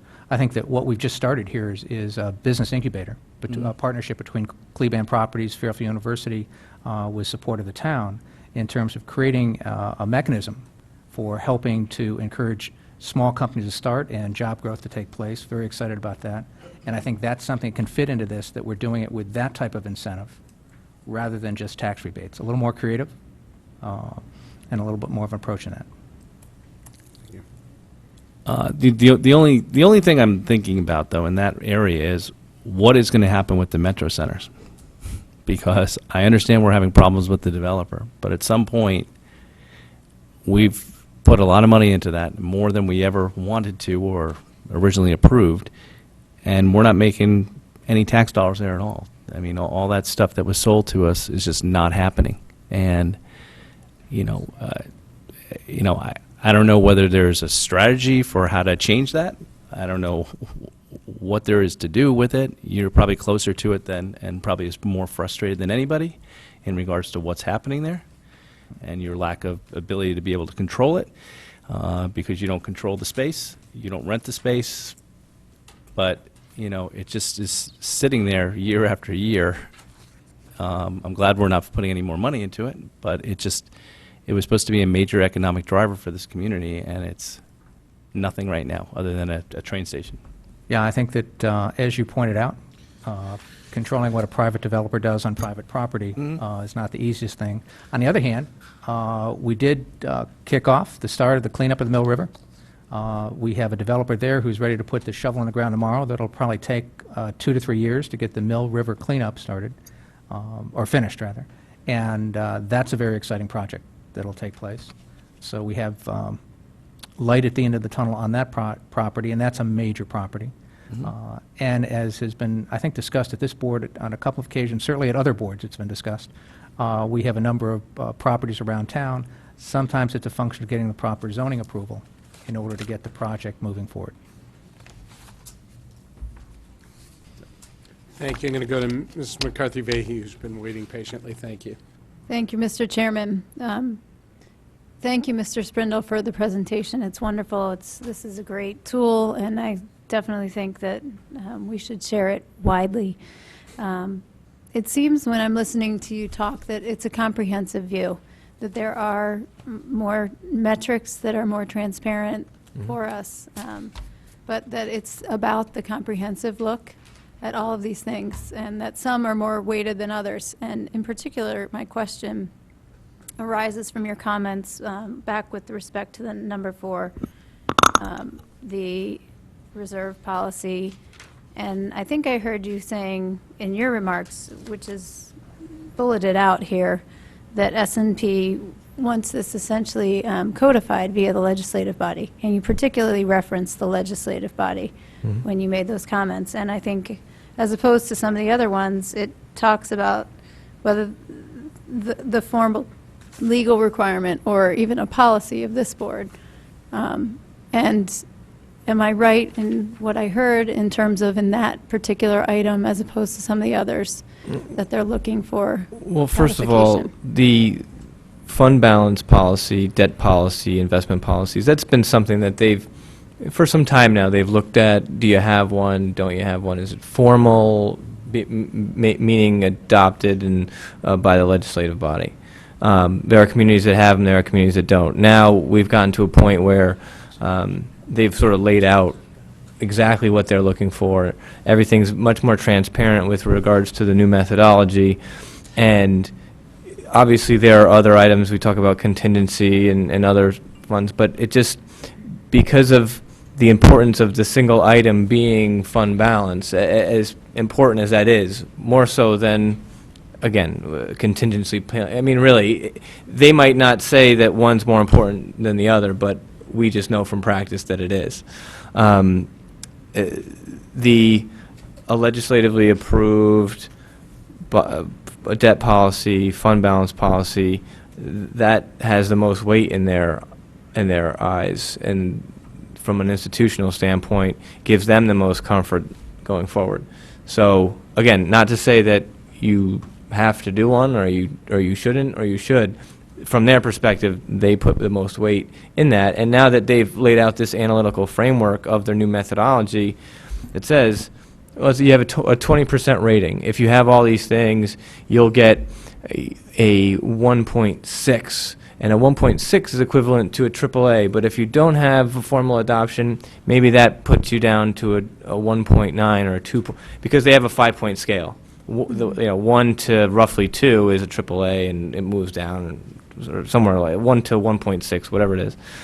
So we actually now have, within a framework, we can see that specifically there are these items, as we've laid them out for the most part, when they're satisfied in their view, you will get a 1.1 or 1.2. So it moves that 20% chunk, into the highest rating category. Whether you're a double A, a single A, whatever the case may be, if you have control over these management components, you just took 20% of your rating and put it in a better place.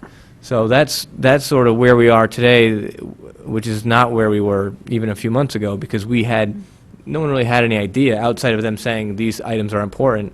We didn't really have any idea, and there was no analysis that would show us exactly what the weights were, and now we have that. So that's why we're having this conversation.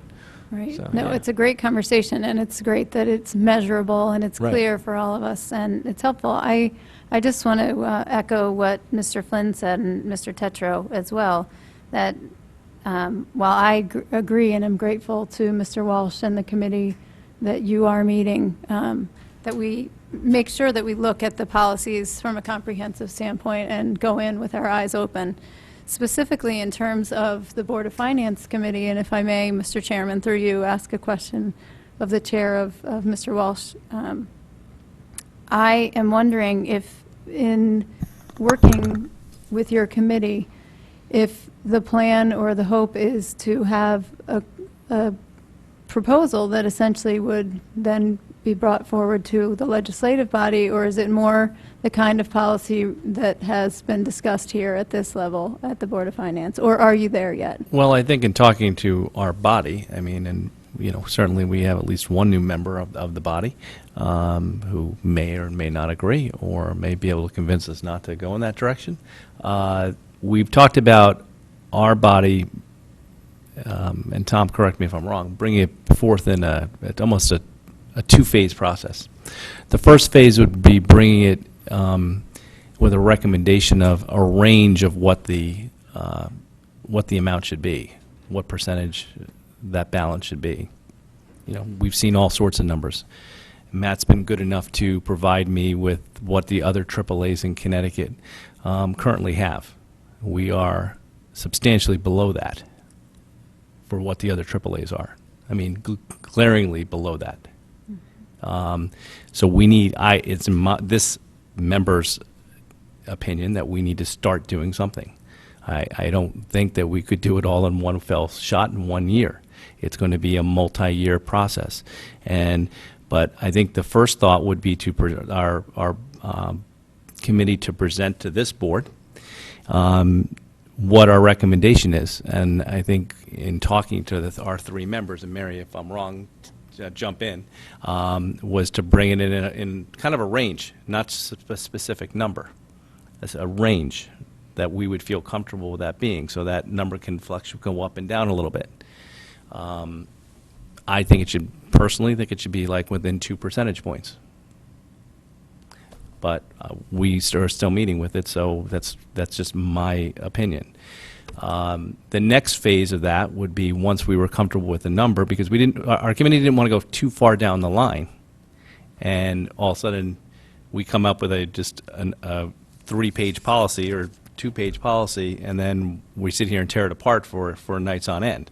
So we wanted to make sure that we were fine with what the range was, and then secondly, we would come back and say, all right, another recommendation of how do we get there? And the other parts of the policy. I think at the end of that, our board would vote on that policy as being the Board of Finance's policy. I think that it should then go forward to the legislative body and to the Board of Selectmen separately to see if we can get buy-in from all three bodies. Clearly, if there's some change that one of the bodies wanted, we can relook at it to see whether we adopt our own policy. So part, But in going through budgets and stuff like that, I think that if this board, this body votes on something, we're probably going to adhere to it. so may I, Mr. Flynn? Yeah. Part of why I bring that up is to Mr. DeWitt's point earlier, is this is an evolving conversation process. There's a lot of new nuanced information here, and I think in terms of policy, whether it's this board voting on it, it goes back to what Mr. DeWitt said, that each of the boards has a role, and that the RTM is the final stop. So that whatever conversations are had here and decisions that are made in terms of policy, I hope that we can, perhaps maybe even earlier in the process, be talking with the RTM members as well. Thank you. I'm going to go to Mrs. Leclerc to comment on that, since she's a member of the committee. I just want to clarify something, is that most of our accounting policies that the town has don't go through all three boards, but they're policies that the Board of Finance may approve, or the CFO may write and present to us, and they go into the audited financial statement. But I think what we wanted to do is come up with a plan of how to get where we want to go, and that needs to go through all three boards so everyone buys into it and works together to get us to the fund balance that we want. And if I can follow up on that, there's a couple things, and then I'll go to you, Mr. Tetra. Number one, the only thing I'll disagree with what Mr. Wall said, only I don't think he meant it the way it sounded to my ear. We started a number of years ago to add to the fund balance. So we have, in fact, increased it from about the 3.5 level to just about the 6 level. So we have started to address it. I think every year when the RTM reviews it at budget time, it's an item that I get phone calls from RTM members over, hey, can we cut this item? Can we cut this? Can we reduce this addition to surplus? So we felt that our board was in the best position in terms of understanding it, right, and having looked at this issue for so many years, to take the lead on saying, where are we trying to go here?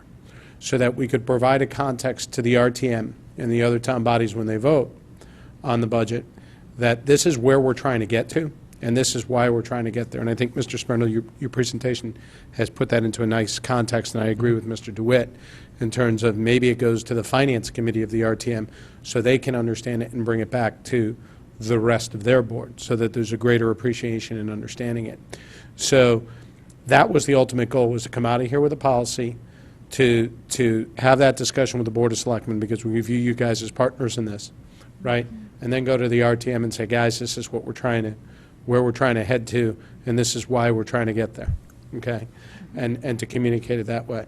The one other caveat I will say, and it's just because this is new information with all this coming up, and in thinking out loud about it in terms of a policy, one opportunity I think we should explore, as opposed to putting a specific percentage on there, is putting a minimum calculation into our budget every year for addition to surplus. And what I mean by that is, I think in the current budget, we have about $675,000 of a contribution to surplus.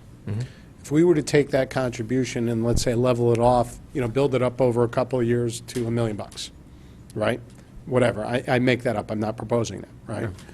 And say that's $1 million every year out of the operating fund that is an addition to our plan, okay, is an addition to our general fund.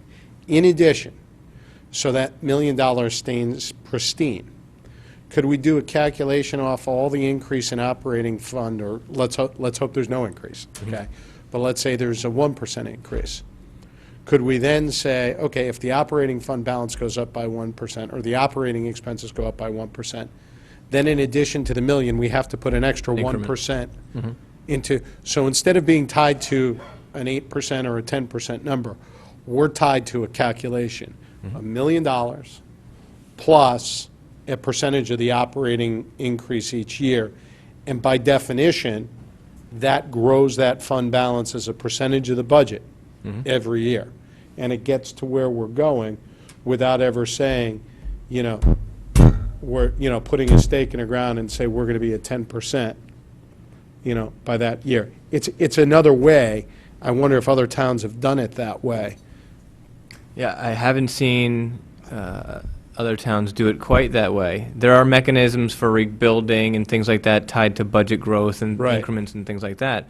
But if you feasibly were to put a policy like that together and adopt that, the question would then be, okay, this is the policy, get where you? does that get you? Right. It gets you $1 million closer every year. Right. And it guarantees that you have that kind of what I would refer to as the do no harm clause, Right, that if your operating expenses go up, you're going to add that same percentage right. to that fund balance every year. So every year, you're $1 million closer to whatever that target is. That's just an example. I'm not Right, no. proposing it. It's just something I was thinking about out loud. I would say that most of the policies that we've seen, some of which Matt's given us, have a number you're trying to get to, Sure. because you need to have something to shoot for. I mean, we've done some calculations at our table, and we understand that as the budget goes up, that we need to go up. Right. So it's, you can do it. And I hope the budget doesn't go up. No, I know. I mean, but if you look at what's happened over the last 10 years and what has happened to budgets, they've gone up. Gone up, right? So we kind of have had some conversations about how do you do it? Do you look at it every year and say, okay, we're going to put this much in plus whatever we think is going to be the budgetary increase approximately? Or do we just say the average for the last 10 years has been, let's just pick a number, 3%? Or do you just do it as a calc? So we do a number, Right, and everybody knows what that number is, and that number has a 3% increase based in it. right. And, hey, Which is very similar to hey, what I'm and- saying. and- Yeah, and the policy might say, if there's extraordinary circumstances in a given year, a flood, a blizzard, everyone's An aware out of it. clause. We say we're not, we build an out clause in there that says, we can't do it this year, but we will resume it the following year. Right.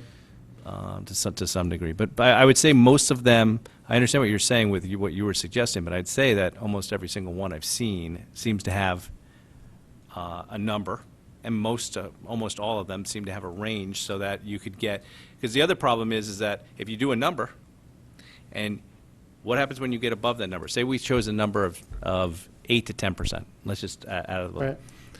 What happens when you get to over the 10%? Right. Now, also, now you're at 11%. Is there an out clause to say now that goes back to the taxpayer and reduction of taxes for that given year? Most of the best policies I've seen that have been written, the most comprehensive, has a policy that says, you'll apply that to one of 4 other things: reducing debt, reducing taxes in a given year, or using it towards, The only comment I'll say about those policies, and what I'm asking or suggesting is you do a global look at all of them and say what would be appropriate for us is, I wonder if those policies that said we're going to be at 10% started when they were at 11%. Yeah.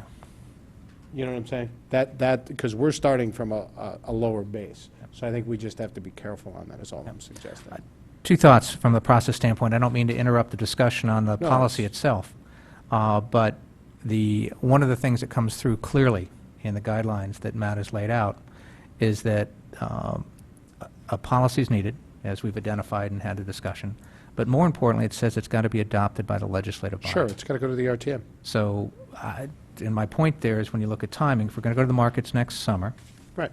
it is good to get this through the RTM. So, two thoughts. One is that as soon as there's a draft policy available, some thoughts, much like this discussion that's gone on for quite a bit of time now tonight, you two have obviously talked about this before. The rest of us haven't had a chance to talk about this as much, though it's been an ongoing discussion between some of us for several years. Right. It would be good to get some drafts, some notes, some thoughts, something out to the Board of Selectmen, certainly more members on this body, but also to the RTM, because at some point this is going to take a while, I think, to get through the RTM, because we've got to bring them up to speed. So I would encourage you to think about starting that process sooner if we're trying to get a approved policy in place, let's say with a target date of June. two things. Thank you, we will do that. I'll refer that to Chairman Walsh for that, and he can do that. I'm And the sorry, should I second thing- repeat that for Chairman Walsh? No, and the second thing is, we actually haven't talked about it all that much behind. This discussion was on the fly based on what we heard tonight, just so that everybody's aware. I was basically why I brought the conversation up, waiting to say the same thing, essentially. But I wanted to acknowledge what you said, Mr. Flynn, was that it does make sense that this body is the Board of Finance. Finance is the lens through which you view the town. It's what you're charged to do, and it makes sense. The RTM is also charged to look at the town through the financial lens, but it is a more generalist body. And so I would concur with Mr. Tetro. I also want to thank Mrs. Leclerc for her comments. Again, we have a lot of new RTM members, so just in terms of some of those accounting policies that are really just for this board or have been discussed here at this board and are not passed on to other bodies, they may not be formal. It may not be formally necessary to do so, but in terms of orienting new members and communicating, it might be helpful for them to be made aware of some of those as well, so that they can understand as they vote on the budget how those policies and how their votes may impact those policies that you have spent a lot of time deliberating on. So thank you. I want to make sure Mrs. Leclerc is done with her comments, and you weren't cut off. I apologize if you were. Mr. Brown, you had Okay. something. Thank you, Mr. Chairman. Probably splitting hairs here, but I'm curious, do the rating agencies look at guidelines and policies differently? So if They- you have a guideline, If you have an I'll- internal, like an internal guideline, is that what you're Right. talking more? They do. I mean, they have, 10 years ago, maybe not as much. Now, in this environment, with everything that's sort of happened, things have been changing, it's much more dynamic than it was for the previous 2 decades after 2008 happened. A guideline, an internal, informal guideline, policy, philosophy, whatever you want to call it, has been sort of superseded in terms of their weighting to the adoption of formally, legislatively approved policies. That's just been the wave that's sort of changed in the last 5 years or so. That they, if you have a guideline that is from the finance office or the Board of Finance likes to see, they don't weight it, they don't give you as much credit as if you had that policy adopted. So that's kind of what the wave of policy adoptions, in Connecticut and elsewhere over the last year or so in particular, has been really because of the increased focus on that item. Because again, when you look at your rating drivers, there's not a lot of things that you have control over as elected officials that you can really make a change and impact the rating, but this is one of them. You're not, again, per capita income, housing values, you can't, there's not much you can do as a town, anyone here, that's going to make a difference. But when you look at things that are in your control that you can do, that the rating agencies look at that would have an impact on your rating, this is one of them. So that's so why they want policies, not guidelines. they I think I want hear what you're policies. saying. It's pretty. That's where we've gotten to. Yeah.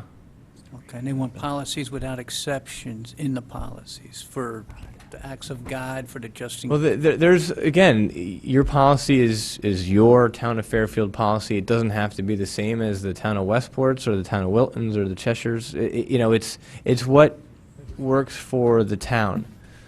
It shouldn't be too rigid that won't allow for things that are out of your control that you can't foresee, and it should allow for some flexibility to manage the town like the town needs to be managed. But within that context, they like to see, okay, if there is flexibility and things come up that were unforeseen, they like to see something in there that discusses how the replenishment of that drawdown for that particular year or coming below the policy one year, how do you build that back up? Rather than just say, we're at 6%, we're supposed to be at 8%. We're going to try really hard to build that up. They like to see some sort of 3-year plan that's pretty explicit, that shows how that's done. In the policy. It's best if it's in the policy, and if it's not, and that happens, we put one together. Right. Or you get something together and put it in writing and share it with them. That's important then, as we write these policies, to have the flexibility, Absolutely. and also, though, to have a plan Mm-hmm. if you have to be flexible, Right, to get back to where you... absolutely. Okay, thank you. Yeah. Anybody else? Mr. Becker? Yeah, I think it would be helpful if, within that policy, as you pointed out, Mr. Chairman, that with the boards, possibly the 3 boards, the Board of Selectmen, Board of Finance, and RTM, maybe have some buy-in as to if we take the supplemental contribution line down, that there's some understanding, because you're right, there are questions about, well, can we take it, and they usually go to you. But what that oftentimes, as somebody who came from the third stop along the line previously, we would ask that question a lot of times because we would see others take that account down. And for instance, if you look, if you go to fiscal year 13, it was at $500,000. It didn't start at $500,000. I believe it was the Board of Selectmen that moved it down, and possibly the Board of Finance after that. If you go to 14, it started at $925. It landed at $675. Again, so boards take that down, and then the next board goes to try to reduce the tax rate and says, well, they took it down some, so maybe I can bring that down a little bit. And maybe having some buy-in as to all of us sort of agreeing, if you're going to take that down, there's a very set reason. So, it occurs, it's transferred for somewhere else or something along those lines. I think that would be helpful. Thank you. Thank you, Mr. Becker. Okay, we have been on this for quite some time. Is there anything else? You have one more? I have one separate Sure. area. I'm sorry, I didn't know that. No, that's fine. If we're done in that area, I had one other item. On this? Go ahead. Yeah. So, in the past, there's been questions, and obviously this is an effort to get a lot closer to understanding really what the criteria is and get us in that direction. But in the past, I think, talking about the years where we were down around the 3% range, one of the problems was not really having a handle on really where we needed to be. And part of that seemed to, at the time, come from what took place on the ratings calls and what information came back and how those calls kind of operated and the feedback on both sides. And I guess one of the questions I have is who exactly is on that call and who actually speaks on that call, that sort of an end? Because this board, being the Board of Finance, seems to have obviously a very heavy weighting as to what goes on with the finance of this town. The Board of Selectmen, the first selectman, is the administration, essentially the executive board, administering for the town. And in that context, it would seem like, it's not that I'm saying that the Board of Finance would need to necessarily participate, but that there should be, perhaps even just the chairman or some sort of a delegate having even a listen-in type capability to understand, so that it's not simply the administration and an advisor sitting on the phone, but the board that most heavily deals with this throughout the year. And so if you could maybe give a little bit of clarity there and what those options perhaps are, that's my take here. Yeah, if I might start with that, Mr. Chair? Yes. Simply put, Mr. Becker, it's the people that deal with those issues on a full-time basis are the CFO and the first selectman. So those are the folks that do sit on a call and do speak for the town, which is the job of the administration in that. An education session like this to understand policy and what the impact of that is certainly worthwhile and important for everybody to get on board. Certainly to understand the impact of needing policies in writing that are approved by the legislative bodies are changes that are coming through are important for that. But speaking for the town in that regard really is the job of the administration. Yeah, and that I think I certainly agree with that as how it should take place. It seems, though, that when the ratings reports come down, that there are, oftentimes there's the background component of when we were on the call, they said this, and to me, it would seem as though there should be some capability of the members of this board or a delegate of this board perhaps Maybe you're going to say under FOI, it's not required. I'm bringing it up as a concern because I'm it's going to something say that's gotten I won't take that concern as a in the challenge past. to the integrity of the first selectman or the CFO. But in fact, not if there's trying to anything do that. relevant in that call, we'll bring it back, as we have, and as we're having this session here. And that's why Mr. Spindle is here. I'll leave it at that, but you see where I'm headed. Thank you. Thank you, Mr. Becker. Thank you, Mr. Tetro. Any other questions, comments, concerns? All right. Mr. Spindle, thank you very much. Thank you very I much. appreciate your time tonight. My pleasure. Good to see you, and go save us some money on the bonds next week. That's it. That's the plan. All right. Thank you, you guys. Everyone. Have a All good right, evening. item number 3 on the agenda here, consider and act upon the following resolution.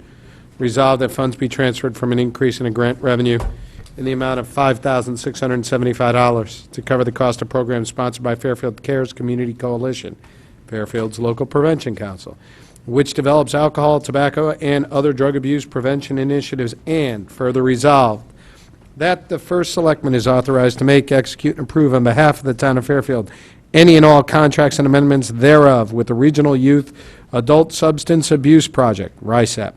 These costs are 100% reimbursable by a 7/1/13 to 6/30/14 State of Connecticut Department of Mental Health and Addiction to Services grant to local prevention councils administered by RISAP. Who is going to speak on this? I am here tonight, actually, to speak on this item. All right. Mrs. McCarthy-Vahey, please do. Thank you, Mr. Flynn. Many of you here have seen this grant in the past under the name of ACT, and I would refer you to the last 2 pages of your packets. That is a brief background talking about the fact that essentially ACT and Fairfield Cares essentially became one, merged, and Fairfield Cares is now the group that is the local prevention council. This funding is DEMIS, the Department of Mental Health Addiction Services funding. It's a state block grant. These funds are then distributed to the regional action councils, which is what RISAP is. There are 13 of them in the state. RISAP is then tasked with providing in a certain amount to each of the communities within its region, which is distributed based on population guidelines supplied by the state. So the 5675 is what we are allotted. It hasn't changed for a number of years. At this point, the plan is, as you see in the handout, to use those funds in a variety of ways, which are, again, meeting required activities through the grant, tobacco prevention activities, substance abuse prevention efforts, which are done through both the coalition itself as well as in conjunction with our local high school PTAs. Community prevention activities, and we're working in partnership with Fairfield Counseling Service on that, and publicity, because as we know today, certainly social media and other forms of media, that's what our young people are responding to. Things like the poster actually hanging on the wall over there is part of what some of the funds were used for last year in terms of spreading certain social norming messages. So I am happy to entertain any questions that you all have, but again, this is a grant that we do on a yearly basis, and I'm happy to say that we have a very active and thriving coalition at this point. I am co-chairing that with Wendy Bentavegna, who is currently working with Positive Directions and has been involved in the PTA. In the past, we have clergy, police, we have community members, education officials. It's a phenomenal group who's really dedicated. Any questions? Do you have any questions? Anyone? Mr. DeWitt? Thank you. We're getting a grant, and then we're giving the money to RISAP. You're talking about the tobacco prevention activities. We're getting a $5,675 grant to the town of Fairfield that we are then turning over to RISAP to execute on our behalf. We are only we may this year, as you see in the tobacco prevention activities, under the $1,000 there. The only funds that we may use to partner with RISAP are under the tobacco prevention activities. This amount of money is actually required in the grant. Based on previous settlements, tobacco settlements, we are actually required to spend a certain percentage on tobacco prevention activities.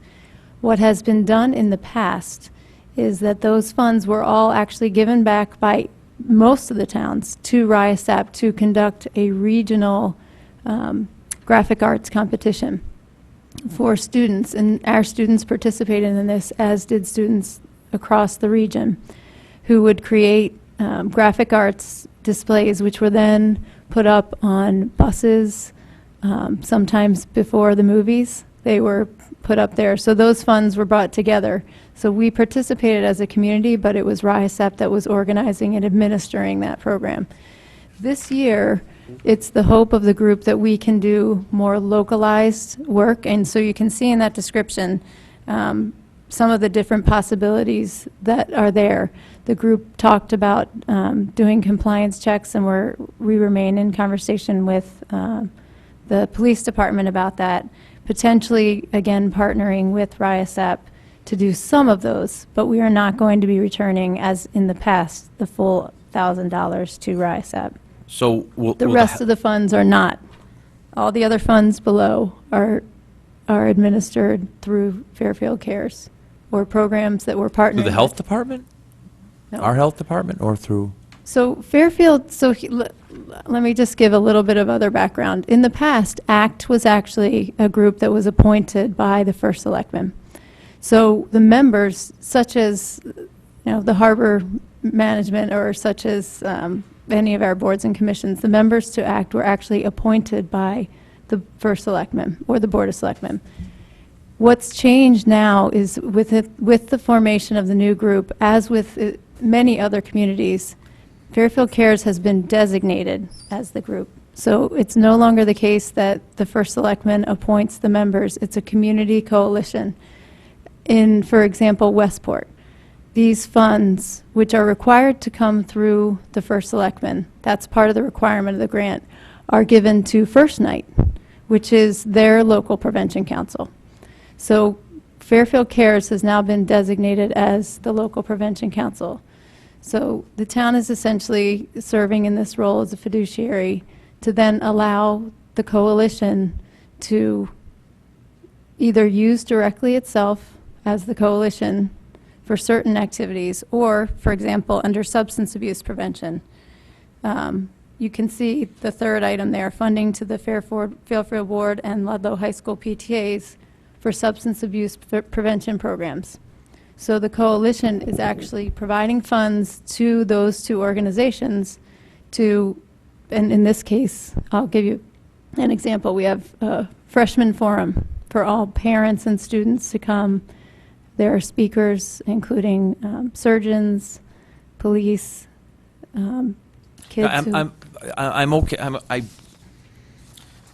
I guess I don't understand what Fairfield Cares Community Coalition is. This is a It's body outside of the town that the first selectman will then allocate these funds to. It's actually called, for grant purposes, the LPC. So it's the Local Prevention Council. So each chief executive officer in each of these 13 RACs and each of the towns within our RIASAP, which is the RAC, a lot of acronyms, has a local prevention council. And in most cases, it's similar to the model that we have, which is it's a designated group. Some of the groups are very specific, such as First Night. Some of the groups are, as ACT was, appointed by the first selectman. And most of the groups are similar to Fairfield Cares. So we've been designated. This group is still in its reforming stages. So there's a certain amount of growth and development that's occurring as well. But again, I think it's a phenomenal resource, and I think.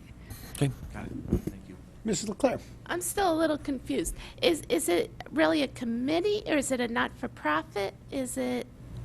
It's is not, it it's a true committee. organization, or is it? We don't have bylaws at this point, and ACT did not have, that I'm aware of, specific bylaws. It's a coalition of community members. So at this point, there isn't a closed membership, so to speak. There are a number of people invited from the community in various capacities. And it's a model based on drug-free communities, efforts around the country that bring in various stakeholders who are connected to these issues to have the conversations. This group is the designated local prevention council, which is then able to receive those funds and potentially to receive other grants for other purposes as well. Okay, so Fairfield Cares will actually receive the money and then distribute the money directly, or does it flow through the town? It flows, that's why we're here, because essentially this money flows through the town, and perhaps Caitlin maybe, or Bob may be able to help with this, but the money goes through the town and is then distributed based on this outline here. So for example, Fairfield Cares, to answer your question, is not a not-for-profit. We do not have a separate filing, and essentially the town has been, and I don't know if you want to follow up with that, Caitlin. And It resides in our miscellaneous grant fund. We get the money into one specific account that's set up for this grant. That's the budgeted amount, and then we receive invoices really through Kathleen or through the First Selectman's office that authorizes us to pay up to the $56.75 amount. Any other questions, comments, concerns on this item? Seeing none, I'll go to the public. I see nothing from the public. We'll go back to the board, and I'm going to call this for a vote. Resolved that the funds be transferred from an increase in grant revenue in the amount of $5,675 to cover the cost of programs sponsored by Fairfield Cares Community Coalition, Fairfield's local prevention council, which provides or develops alcohol, tobacco, and other drug abuse prevention initiatives. And further resolve that the first selectman is authorized to make, execute, and approve on behalf of the town of Fairfield any and all contracts or amendments thereof with the Regional Youth Adult Substance Abuse Project, RISAP. These costs are 100% reimbursable by a 7/1/13 to 6/30/14 State of Connecticut Department of Mental Health and Addiction Services grant to local prevention councils administered by RISAP. Can you move that, Mr. Schmidt? Second by Mrs. Leclerc. All in favor of this? Opposed? Abstentions? Thank you. That item carries. Now, there's only one item left on the agenda. That's here. Consider and act upon any communications, which we have none, but I do need your indulgence for a second. Very ministerial matter that I don't want to take board time with, but there's been a lot of discussion and angst over the distribution of materials to our board. We went green about 1.5 years ago and get all our materials via email several days before the meeting, but a lot of people have had a lot of angst about that, not being able to properly review the materials, not being able to print the materials, not be able to make notes on the materials. Everyone kind of has their personal opinions on this. What I need you all to do is send me a note back just to me as to what your preference or maybe your ideas on how best to handle this might be. I will collate that information, communicate back to the board, and tell the finance department how we want to go about it. It is labor intensive for them to get everything delivered to us separately. It also moves up some deadlines that they may have some issues with. So what I'm trying to do is get an idea from the board of which direction we want to go. Is everybody okay with that? Everybody? All right. With this is our last meeting before the holidays. I want to take the opportunity to wish everybody a happy Hanukkah, Merry Christmas, and a Happy New Year's. Happy and healthy and prosperous for all of us and for the town and for the people of Fairfield. So with that, I'll take a motion. Mr. DeWitt, do I have a second? We'll give it to Mr. Becker. All in favor of adjournment? Opposed? Abstentions? Good night, everybody, and happy holidays.